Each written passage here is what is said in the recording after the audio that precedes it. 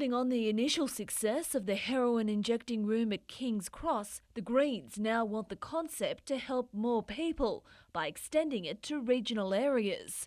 They want the government to trial medically supervised centres and have suggested Newcastle as a place to start. People, communities, drug users right across Australia can benefit from the work of this centre. It's a concept warmly welcomed by Philip Fury. The deregistered Newcastle doctor has spent more than 30 years helping heroin addicts.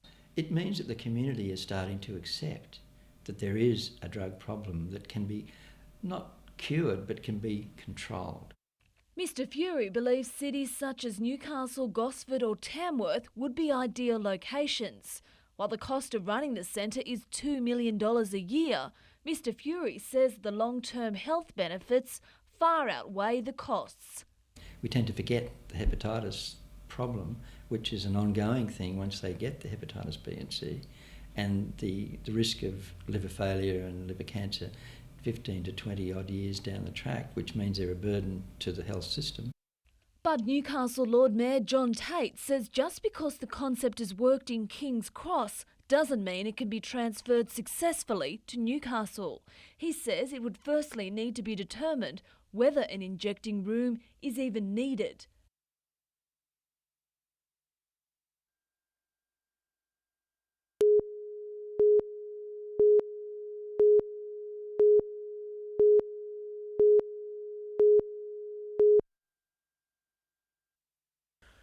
For years, Peter Barnett dreamt about walking out on court in the NBL, but when the Newcastle Falcons folded, he thought so did his chances.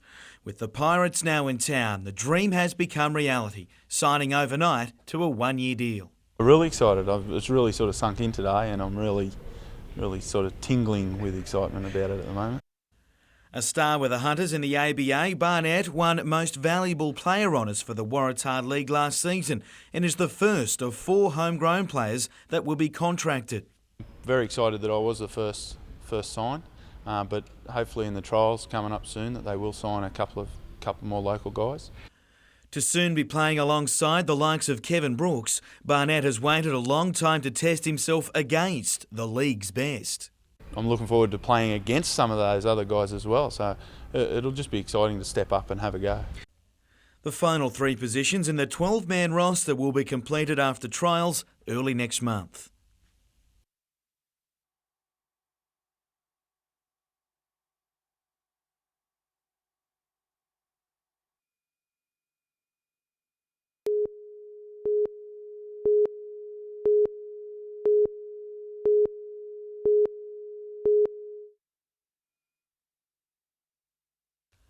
At 27, this is Jamie Crampton's long-awaited shot at stardom. The Cessnock local faces a tough task in 2000 Olympian Solomon Egermine as he hopes to take the Australian middleweight title from the former African-based boxer. Younger brother Ben will line up for the vacant state junior middleweight title against Gary Comer. Tomorrow night in Gosford, Big Bob Mirovic steps into the ring against Queensland heavyweight champ Danny Buzzer. But the war of words has well and truly begun. I'm a big man and I've realised that now. I'm 120 kilograms, a big man, 6'5", and when I come forward, nothing can stop me. I don't care if you're King Kong, I'll put you down. Macquarie gets its chance tonight against Western Newcastle Rugby League, while Wyong face a big task tomorrow night to stay in touch with the top 5 when it hosts ladder leaders Raymond Terrace. Premiers Hamilton has its best chance to reel in 4th place Maitland tomorrow in Hunter Premier Rugby by taking on the Blacks at Passmore. Western get the chance to win back 3 points tomorrow in NBN Soccer League after being stripped of them midweek, while on Sunday most interest will be at Darling Street Oval where Edgeworth take on Hamilton. And after being stuck on 2,999 winners all week, Cessnock jockey Robert Thompson gets another chance to pass the famed 3,000 mark tomorrow at Randwick. Since resuming riding on Tuesday, the popular Hoopers failed to salute the judge at Cessnock and Hawkesbury.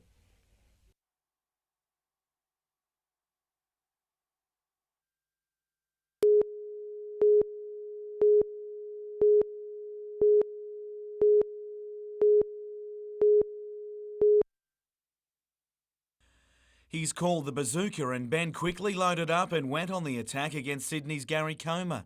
Fighting for the vacant New South Wales junior middleweight belt, both fighters were very willing. And Ben didn't have it all his own way. With reach on his side though, Ben began working Comer over.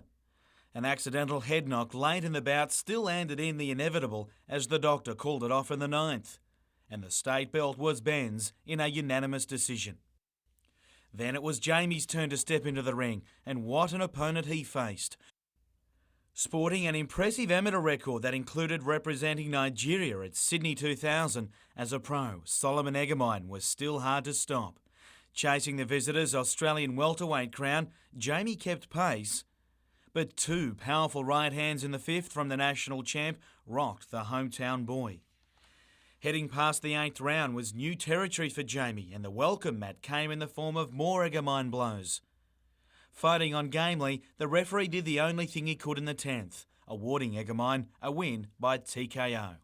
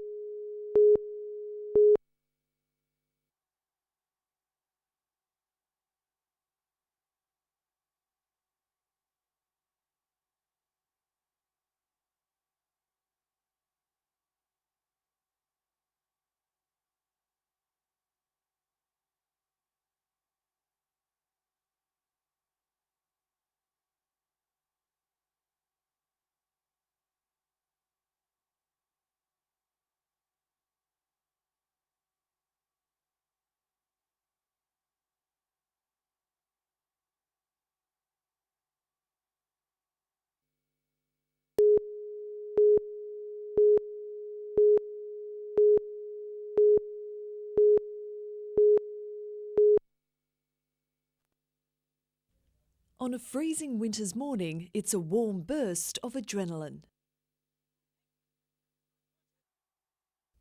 The sun having barely risen, the first sled dog teams are on the 6-kilometre track, racing the clock. It's pooch power in action, and for enthusiasts, it's a way of life. This weekend's second Hunter Valley Sled Dog Sprint attracted 400 people and nearly as many dogs to this country property at Belford. Clem Bittendorfer's brood follows the racing circuit around the East Coast. He has 9 dogs, the specially bred Alaskan Huskies, his new stars. You know you're missing one though. I know, and maybe that's the one to come. Clem's canine and human families camp out for race weekends, braving the cold and early starts for the love of the sport. But at the end of the day, once you stand at the starting line and you go out, you just think it's all worthwhile. It's just phenomenal. Competitors race in 6, 4, 2 or single dog teams, some riders getting as much exercise as their trusty hounds. Organisers say it's a strictly controlled sport. Vets and RSPCA officers are always trackside, and racing stops if the temperature exceeds 15 degrees. The driving force is fun. You're very close to your dogs and you want to do something with them that they enjoy, and the dogs love it. As you saw this morning, they go off.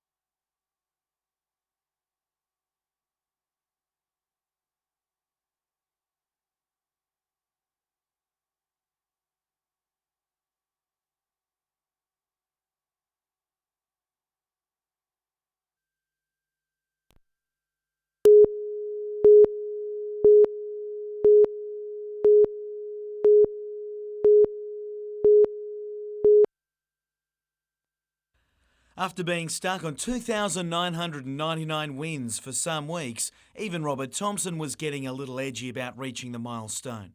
But Tumler provided the magic moment at Randwick on Saturday.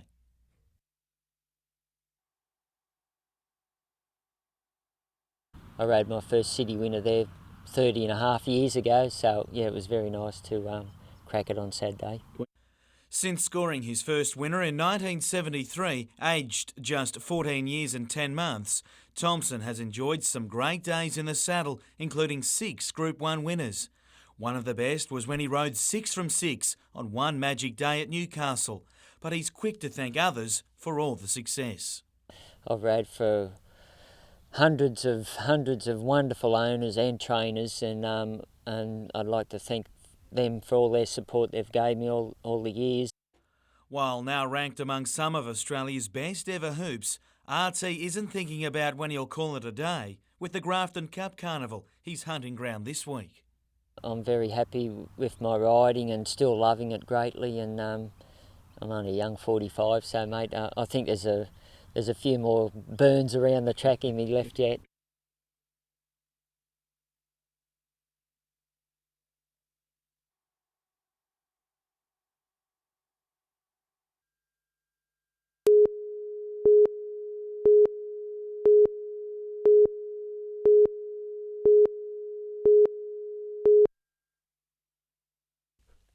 The 45 CSIRO staff members who've so far relocated from Sydney have found themselves part of their own experiment, from the positioning of windows and air vents to lights that only switch on when someone's in the room and sunlight is low. It's an energy centre in more than name alone.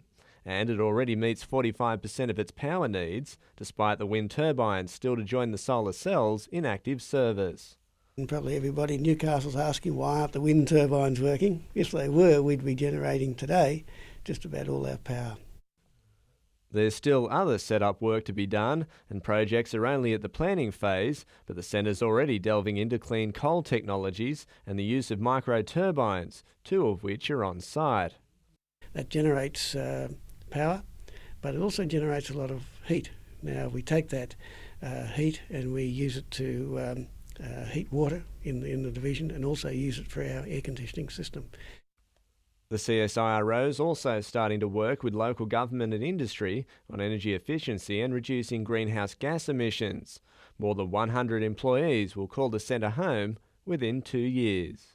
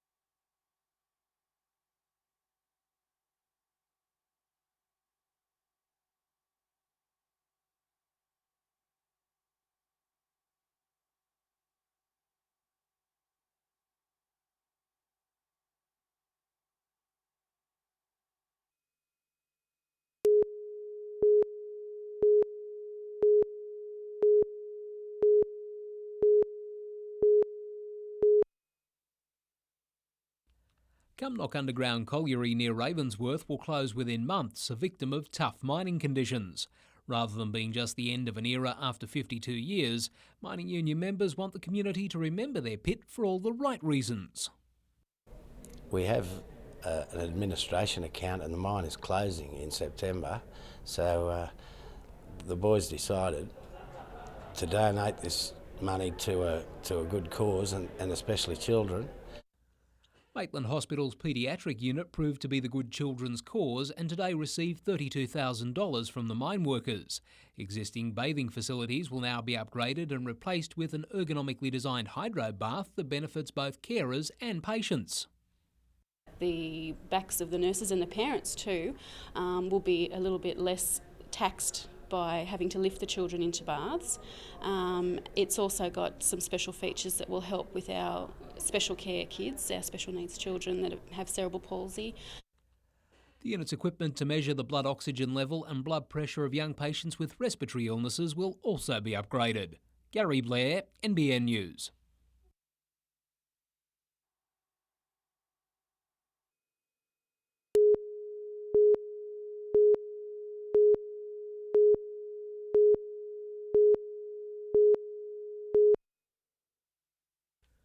When Terry Priestley walked into his office this morning, he felt a chill. No, it wasn't just the cold morning, rather these gaping holes left by intruders. An outside wall of the East Maitland business that sells firefighting equipment and security safes had been peeled open, with insulation and sections of the office wall removed. In a strange twist, the debris was the main item stolen. They took away the damage, as in the sheets of plaster and and the insulation in between the walls. They actually took it away with them and cleaned as they went. Security alarms limited the intruders' access to the building. However, they were able to rifle through drawers of a desk and stole 2 toy safes that were then dumped outside. While there were 200 safes of all shapes and sizes inside the business, none contain cash or valuables. There's none here anyway, and what's in the safes is just incidental things. Terry Priestley now wants public help to solve the case, believing someone must have heard or seen the intruders. Gary Blair, NBN News.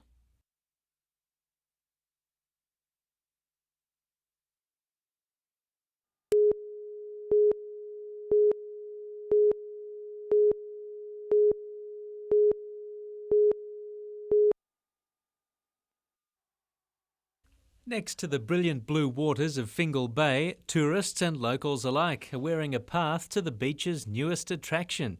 It's not quite as big as Stockton Beach's bloody shipwreck out there, but you're getting there. I think it's great. It's like a pirate ship. Last Thursday night, skipper Dave Redmond misjudged the entrance to Port Stephens and ran aground on the Spit. Several attempts to refloat the 44-foot cement yacht have failed, and the hull is sinking further into the sand each day, prompting many to ask if the boat will become a permanent landmark. Obviously, it was an attraction, so we came here just to have a look.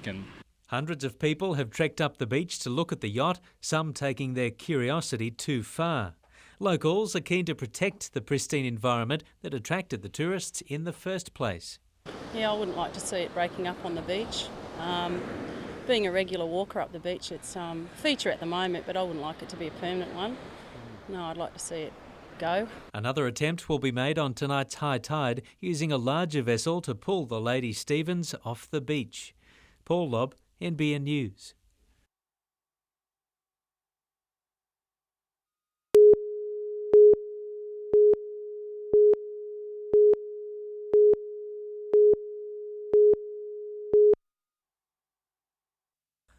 The Pacific National freight train travelling from Melbourne to Brisbane was halted at Wirragullah, south of Dungog, mid-morning after track maintenance workers believed there could be a problem with the load.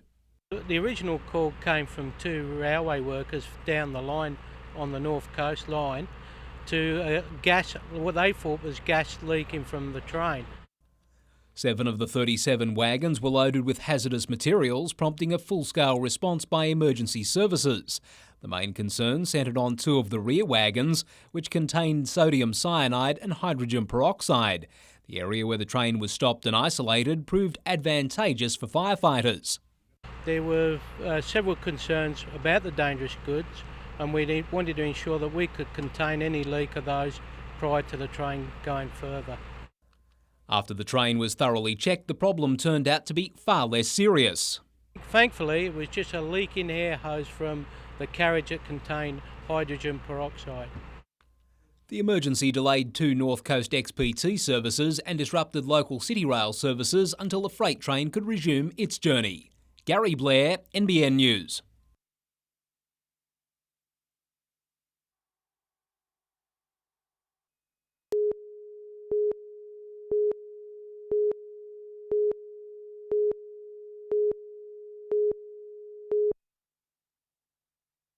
It could have been a homecoming for a champion sporting team. Instead, the young people seeing their families for the first time in 3 weeks are part of the Marching Koalas. The 52-member musical troupe undertook a hectic tour of Europe, stopping in Germany and Austria before heading to the World Marching Band Championships in Italy, where a highlight included a performance on the straight of the world-famous racing track Monza. And they performed well, bringing a fair share of silverware home, including a 2nd place in the freestyle parade, while a 6th place in the show display also rated highly. Not a bad achievement considering their international opposition included military troops and professionals. Our band of students who are just basically high school students, they equip themselves very well. Tremendous effort for the students, really proud of them. The Koalas hope to leave for their next overseas trip within 2 years, which is still too soon for this young hopeful. Colin Robinson, NBN News.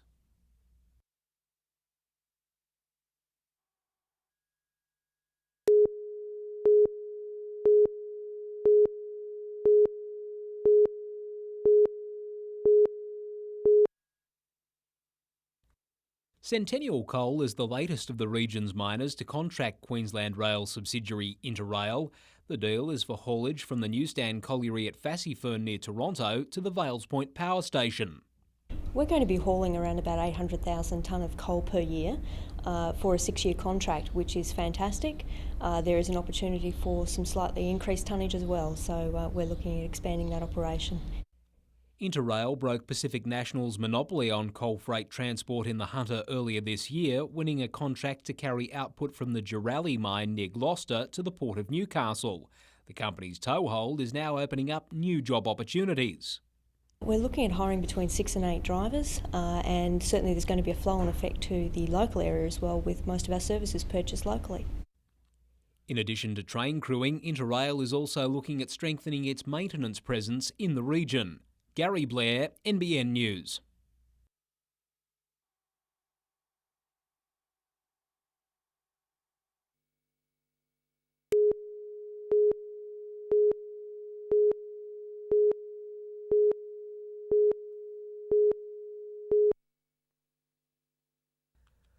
On the Karua River northwest of the town, work on the Pacific Highway Bridge for the Karua bypass is on target for completion late next year.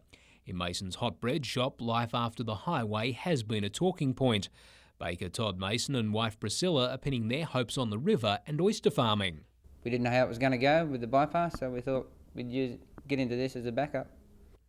The Masons will farm Sydney rock oysters on leases along the waterway and near their processing shed, a challenge that will take time and patience. We've got sticks out now catching and slats, so it usually takes about 3 to 4 years before you can harvest your own. In a boost for the couple, they received the state government's first Indigenous aquaculture development grant. Priscilla's family, the Mantons, have a long involvement with the oyster industry, and she says the couple want to employ local Aboriginal workers. When we need help, we'll get the local CDP workers from the Aboriginal community here, and they'll be able to come up and help with the tarring and go into the leases and hopefully create employment for them. Gary Blair, NBN News.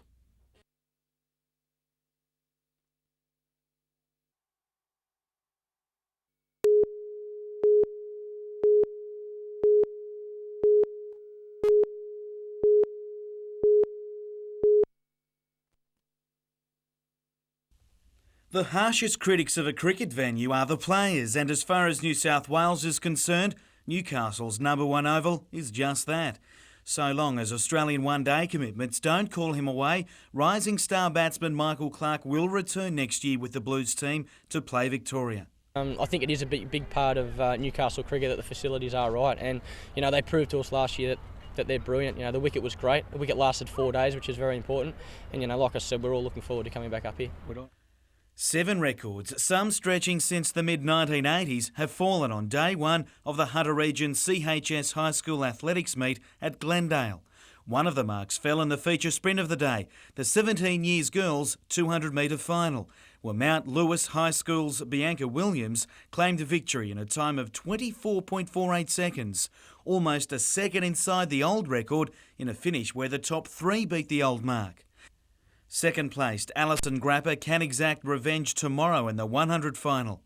The Northern New South Wales Soccer Federation is calling for nominations for a proposed Women's Premier League after a fruitful meeting overnight. Given the rapid rise in both player numbers and quality, the Federation hopes to field a 6-team competition next year. And Wanji sailors Nathan Atteridge and Aidan Menzies may be leading after day one of the World Youth titles in Portugal, but they've already had another win at home, named the Australian Youth Sailors of the Year.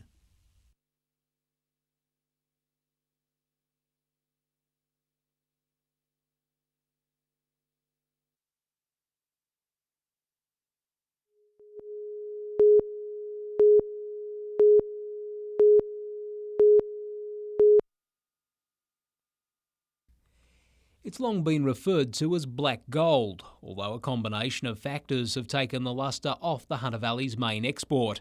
In just 13 years, its price has almost halved to $40 a tonne. Most coal companies sell their product in US dollars. When the value of our dollar rises against the US currency, every 1 cent costs firms like Coal and Allied. When you take its move from about a 54-cent exchange rate up to 65 cents, that would work out to about $99 million effect on our annual earnings. That's why the company's profit after tax for the first half of this year has slumped to $7.2 million. A year ago, it was $105 million. Workers are feeling the effect of the lower coal price and higher value of the Australian dollar. Coal and Allied has cut overtime, reduced production to 5 days a week and is reviewing the need for contractors. The queue of coal ships off Newcastle also has a cost to the mining companies, and all members of the coal chain are trying to address the problem.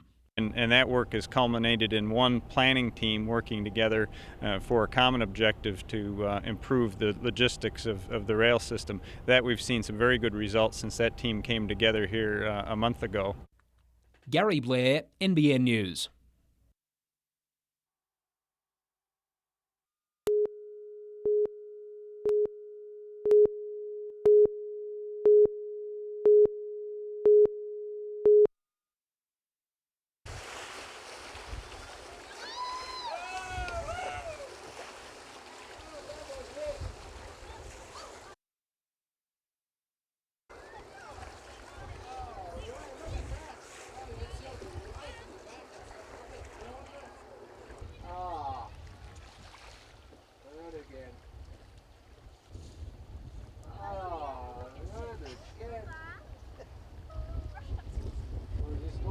the visit so close to the soil, but things is great.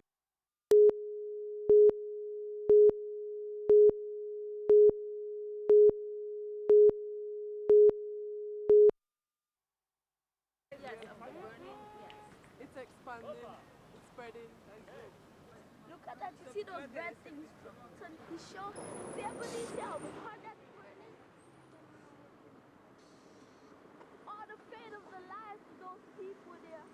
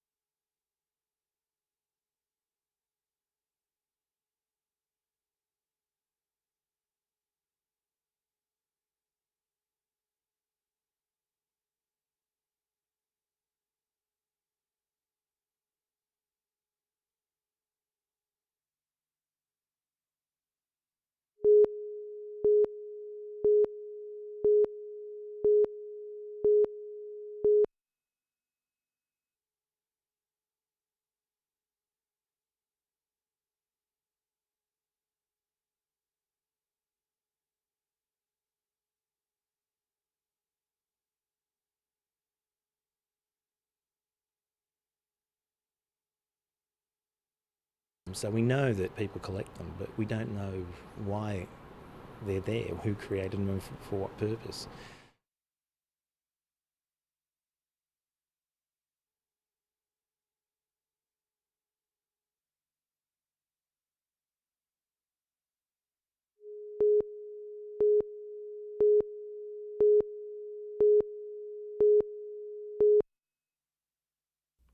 Westfield Sports High had the first opportunity which set the standard for the rest of the game. There was no shortage of shots on goal, with most coming against the run of play. Daniel Soren's unlucky not to get this shot past the keeper. And they were the real stars of the match, both goalies saving the day on multiple occasions. Hunter Sports High's Ben McNamara proving to be a very reliable last line of defence. After a 0-0 first half, the home team began with a blaze. Ryan Clark found room for Igor Karafilovsky, with the final kick beating the keeper, albeit on the wrong side of the posts. But as the second half progressed, both teams' defensive lines tired, resulting with more shots on goal, but to no avail. McNamara again proving the difference for his team. 0-0 at full time saw both teams at it again. Hunter Sports High had its chances, but with only 4 minutes to go before a penalty shootout, heartbreak for the home side. Westfield's Taylor Borrow-Capro awarded the goal, sinking Hunter Sports High's hopes of a Puma Cup semi-final berth. Cullen Robinson, NBN News.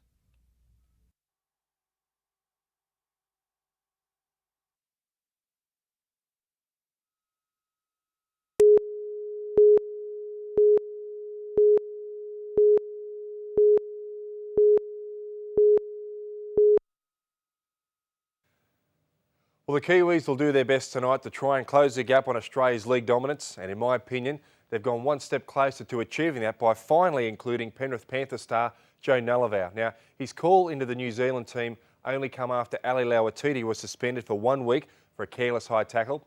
Joe not being picked in the first place, for my mind, was mind-boggling, probably as much as Matt Gidley and Tamana Tahu's omission from the Australian team.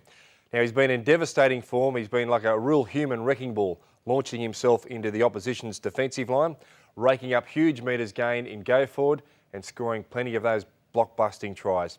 His partnership with Tony Puletua, I think, is one of the most lethal in the NRL.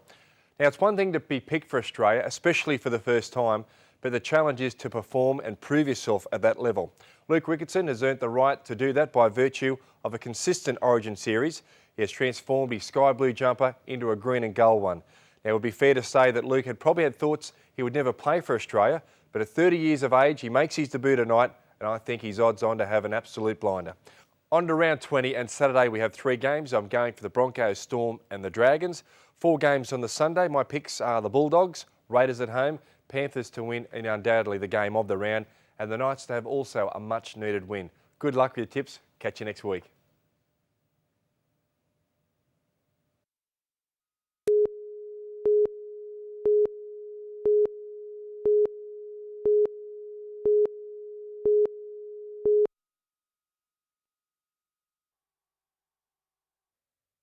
Australia's current frontline attack, the FA-18 Hornets, were in the sky above Williamtown today, but in the 1950s it was the Meteor Jet and the Mustangs. The men of 77 Squadron, who maintained and flew them in Korea, were honoured with a full ceremonial parade overseen by Air Force Chief Angus Houston, who left Canberra half an hour earlier in a Hawk jet. It's 50 years since the ceasefire in Korea, a war that claimed over 300 Australian lives. Our squadron, 77 Squadron, lost a total of about 42 pilots killed, and also 6 were shot down and taken prisoners of war, and spent time both in North Korea and in China, and fortunately were released. An honour board displaying the names of commanding officers, the dead and those who were taken prisoner was unveiled and will be displayed at Fighter World. Paul Lobb, NBN News.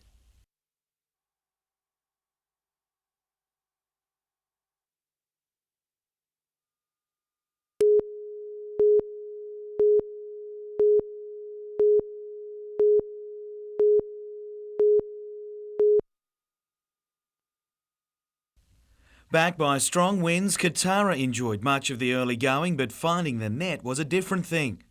It looked like it was going to be one of those days where chances came but went unconverted. Tom Tredetic got himself within range but just went too high with his shot. As the clock wound down, it looked like extra time would be needed to find a winner before Riley Cox-Ryan found just enough room to boot home the winner just a minute inside full time. Some interesting clashes in NBN Soccer League this weekend, none more so than the top-of-the-table battle between Broadmeadow and Edgeworth on Sunday. 2 games tonight in Newcastle Rugby League, but it's tomorrow that features the match of the round at Cessnock, where joint leaders Raymond Terrace take on the third-place Goannas. And in what many believe could be a dress rehearsal to this year's grand final, the Waratahs host leaders Wanderers in the top-of-the-table clash in Newcastle Premier Rugby tomorrow.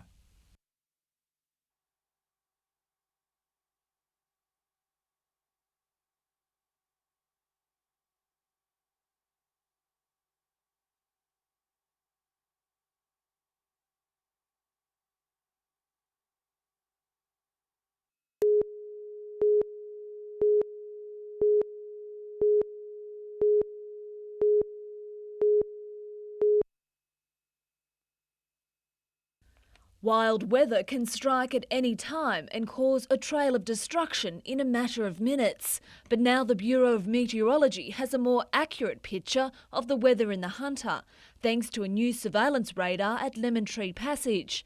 Today, a workshop was held informing people how they can interpret what's happening on the Bureau's website.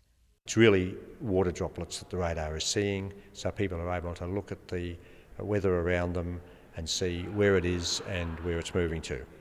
While it may provide a useful tool for sailors and those who work outdoors, the Bureau says it won't make you a weather expert. We encourage people to look at it, but also to still listen to the official forecasts and warnings. The address is www.bom.gov.au.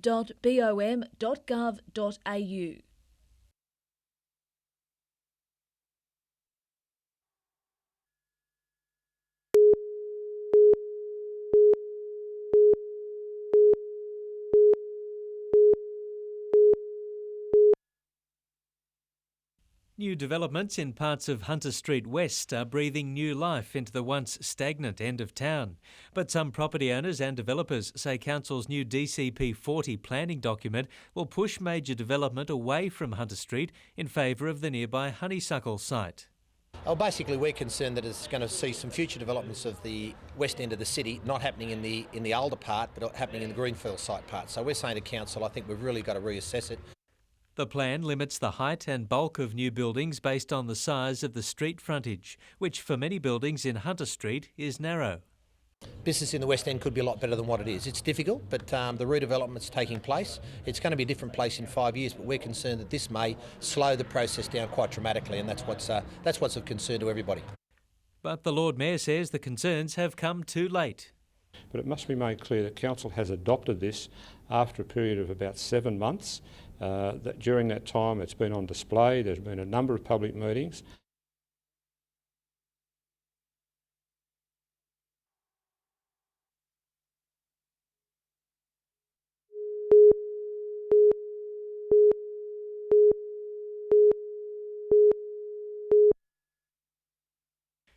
Jim Delaney recently wrote a cheque for around $1,000 to pay a supplier of his hydroponics business. That same cheque was cashed for $10,000. I mean, I feel so distressed by it, I don't know that I'll ever write a cheque again. Police have discovered that Jim's cheque was stolen from the mailbox at its destination. The details were altered and the cheque was cashed by a Korean student who's now returned to Korea. If you look closely at the cheque, you can see that there's been pitting around the payee amount, and the actual physical amount of money that's been written in the column has been scratched or pitted away.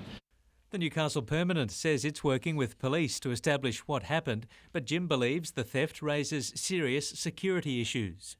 It's so easy to do, and there's very little responsibility on the part of organisations like Newcastle Permanent Building Society to check the details on the cheques that are presented through their system. Stop sending cheques through the mail. You cannot guarantee that your money's safe.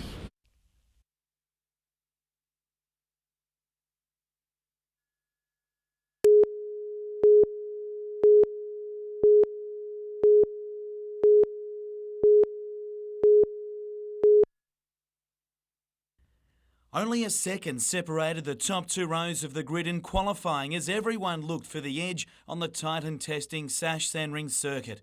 Hector Barbara, too much. A stop-and-go penalty for a false start ruled him out of contention. Not so Casey Stoner. Starting from fifth, he quickly tacked onto the lead group as a race-long battle loomed. Even at 17, the teenager has been long earmarked for big things at this level, and on lap 11, he rode into the lead. The track offered little forgiveness as several riders came to grief. Even hometown boy Steve Jankner wasn't spared.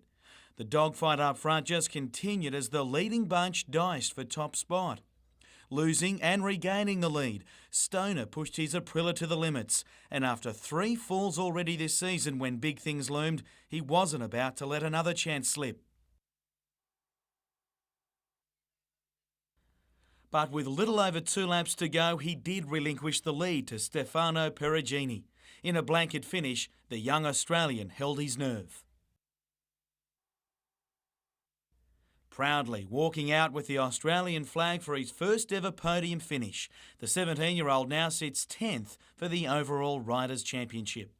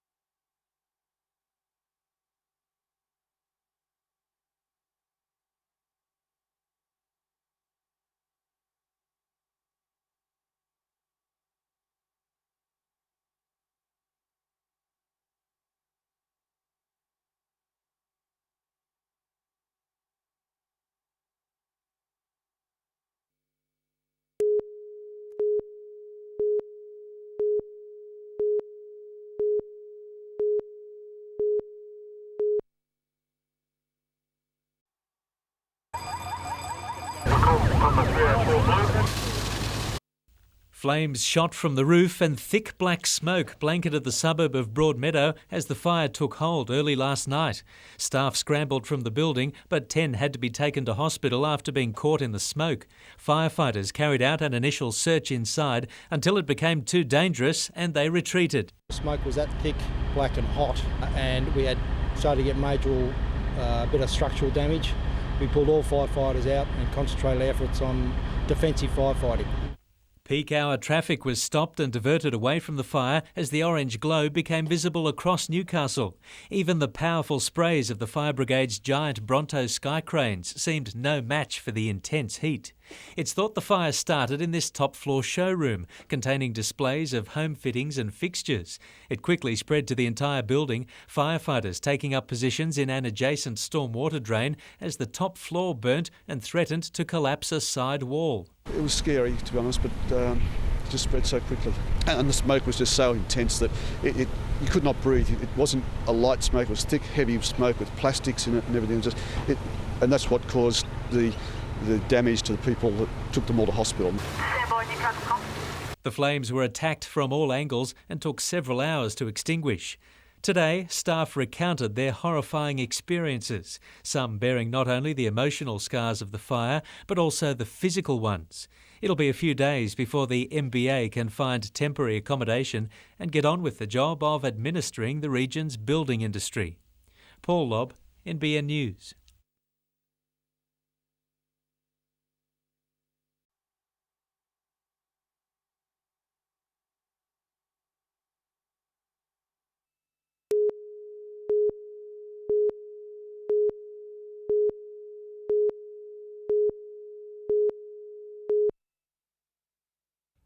You're more likely to be surprised after a haircut than before, but at this Tanilba Bay barbershop, it's the other way around. See, the man on the right is Bob, the singing barber.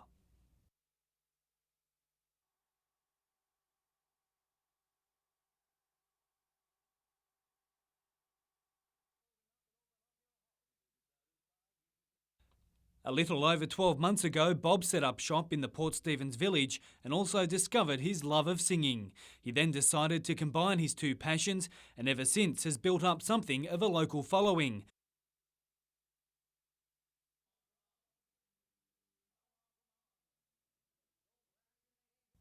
But unlike those customers, not everyone is happy about being serenaded to. There is a few that don't like music, and they'll tell you that straight away. They even say, look, I don't like music, and I think, wow, because music to me is good for the heart and the soul. Bob's been cutting hair on and off since he was 15, had a stint in the Federal Police, was a professional tennis coach, and even sold insurance.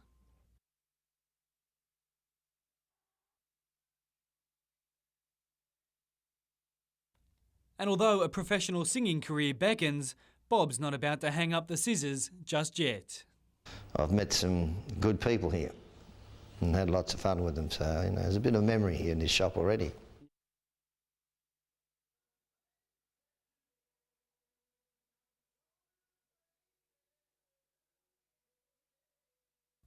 Colin Robinson, NBN News.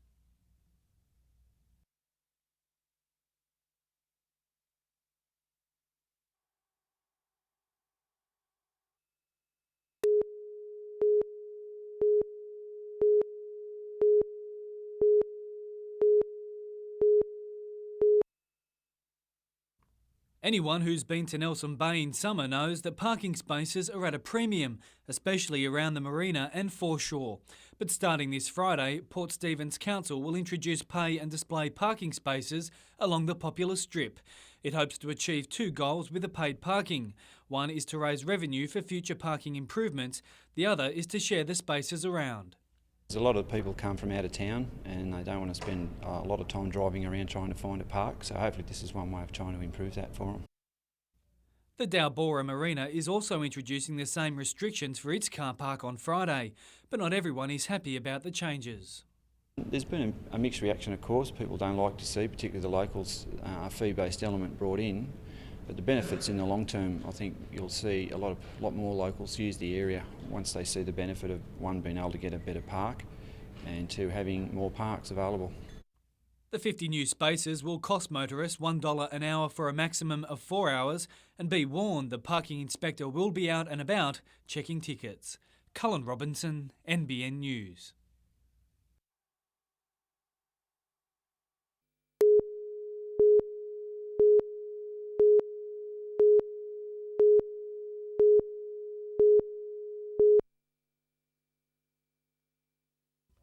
Within the next couple of weeks, Muswellbrook councillors will decide whether to ask the Minister for Local Government, Tony Kelly, for an independent regional review of local government in the Upper Hunter.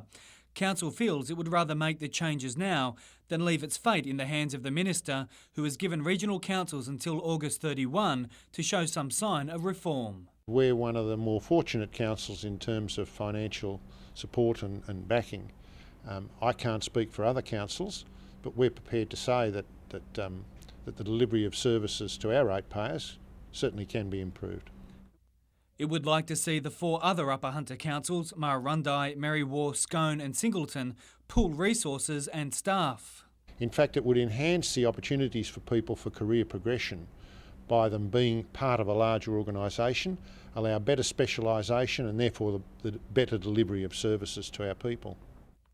But Singleton Council is angered it wasn't consulted by Muswellbrook about the proposed review and feels regional councils have already been sharing resources. We're happy with the status quo.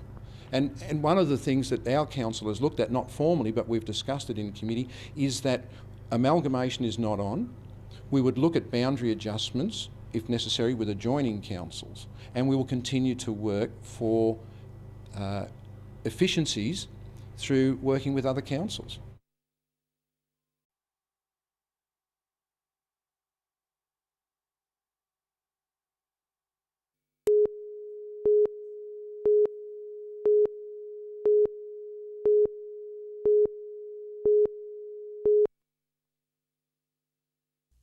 Coolmore stud at Jerry's Plains in the Upper Hunter is one of the world's most successful, and in the not-too-distant future these pregnant mares will guarantee its success for another year. Breeding season begins on September the 1st, so with a gestation period for a horse being 11 months, most horses are born not long after August 1, hence today being the horse's birthday. But for Coolmore, this time of year also heralds the arrival of the shuttled stallions, sadly minus champion sire Danehill, who died in May. We have a number of high quality racehorses that are yet to have runners on the racetrack, so we're very, very hopeful that a number of those will be successful. But there's also a new addition to the pack, and he's bound to be popular. Champion sprinter Schwazi will take up his first duties as a sire, only a couple of hours away from where he began his racing career. It's our first colonial stallion to stand on our own account here, and yeah, really looking forward to it, and he will be well received. Cullen Robinson, NBN News.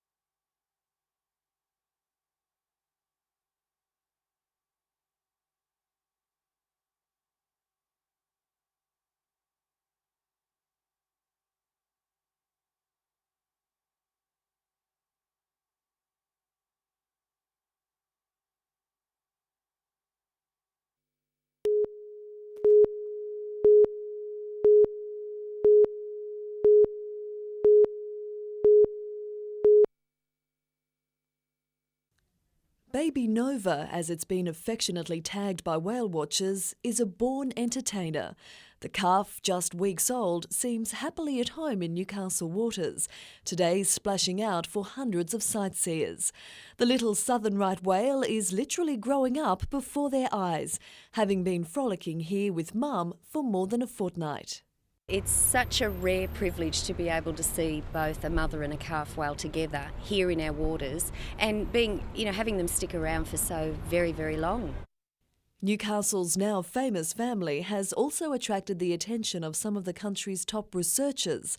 Today, a team from the Marine Mammal Research Group at Macquarie University got up close to take photos and a small skin sample from the adult whale, which will be used to further their research into the endangered species. There's so few animals that come up here that we're trying to see if the ones that come up here are remnants from a very heavily depleted population, or if they're stragglers from the main populations that occur elsewhere. The once heavily exploited southern right population is recovering well off Western Australia and New Zealand, but not much is known about the East Coast's whales, which is what makes these scenes so special. It's become a daily pilgrimage for hundreds of whale watchers, keen to catch even a glimpse of Mum and Baby Nova at play. But it seems no one can answer the question on everyone's lips: just how long will they call Newcastle home? It's Mum's call when she feels her youngster is ready to move on. As the animal plays a lot, as people have been seeing it breaching, and it gains weight, it's drinking very high fat mother's milk. The mother's milk is 50 to 60% fat, so it's getting fatter every day, and it's learning to swim and getting coordinated before it has to swim back to the Antarctic, which is several thousand kilometres. So it's building up strength for the big swim back down south. Until then, find the best vantage point and enjoy the show. Natasha Bayersdorf, NBN News.